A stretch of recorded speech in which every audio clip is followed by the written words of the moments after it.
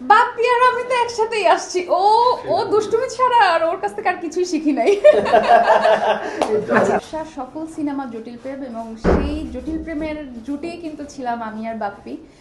তো বাপ্পির সাথে সিনেমার অভিজ্ঞতা তো সব থেকে বেশি ভালো, কারণ ওর সাথে সব থেকে বেশি আমি কাজ করেছি, টোটাল 8টা সিনেমাতে কাজ করেছি। এবং আমরা যখন সেটে থাকতাম, বাপ্পি খুব চঞ্চল, খুব দুষ্টুমি করতো পুরা সেটের সবাইকে নিয়ে।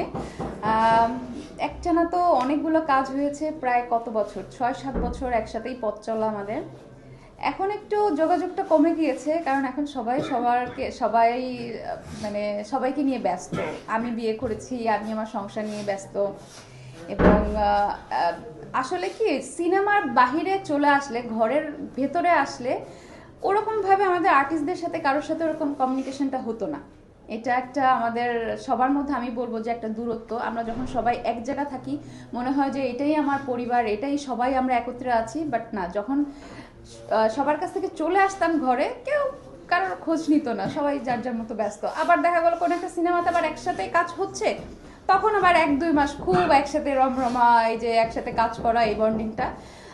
এখন ওইভাবে বাপ্পির সাথে যোগাযোগ নাই, বাট মাঝে মধ্যে হাই হ্যালো হয়।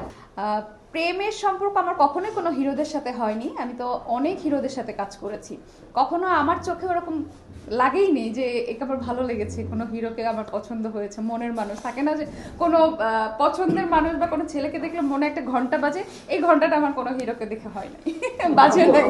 আমাকে মানে কোনো নির্মাতাও কখনো প্রস্তাব দেয় না, আর হিরো তো প্রশ্নই ওঠে না। হ্যাঁ, যাদের সাথে কাজ করতে গিয়েছি তারা বন্ধু হয়ে গেছে।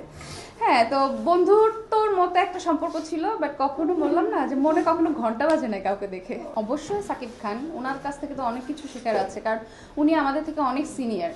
ওনার সাথে যখন কাজ করেছি, সাকিব ভাইয়া আমাকে কিছু সুন্দর সুন্দর কাজ শিখিয়ে দিয়েছিলেন, ক্যামেরার অ্যাঙ্গেল। এবং তুমি যখন কোয়ার্টিস্টের সাথে অ্যাক্টিং করবে, তখন তুমি মাঝে মাঝে দেখবেন যে চোখে চোখ রেখে অনেক সময় অ্যাক্টিং করা যায় না। তো ভাইয়া আমাকে এটা শিখিয়েছিল যে তুমি চোখের দিকে না তাকিয়ে তুমি যদি আইব্রোর দিকে তাকাও, তাহলে তোমার অ্যাক্টিংটা একদম পারফেক্ট এবং প্রপার হবে। এই জিনিসটা আমি ভাইয়ের কাছ থেকেই শিখেছি। এবং ক্যামেরার কোন অ্যাঙ্গেলে তাকালে কি হবে, এবং রাইট অ্যাঙ্গেল, লেফট অ্যাঙ্গেল, এগুলো আমি সাকিব খান ভাইয়ের কাছ থেকে শিখেছি। বাপ্পি আর আমি তো একসাথেই আসছি। ও দুষ্টুমি ছাড়া আর ওর কাছ থেকে আর কিছুই শিখি নাই।